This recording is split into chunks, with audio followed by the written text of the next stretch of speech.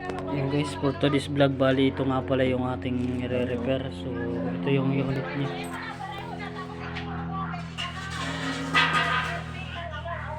Ako na bahala sa repaint, madali lang to.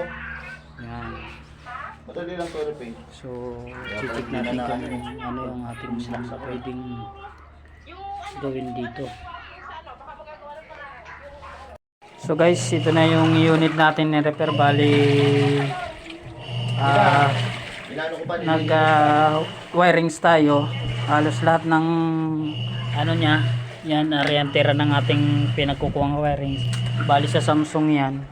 Tapos itong wineringans natin, itong board wala nang wire papunta dito, wala na. Tsaka dun sa ilalim, dun sa may mga motor, nangat-ngat talaga, lalo na dito sa may mga sensor. Dito sa drain valve, water level sensor, wala na siyang mga ano. So yan ang unit, may power na, nagwawash na siya. Yan guys. So uptime na lang natin na mag-spin siya.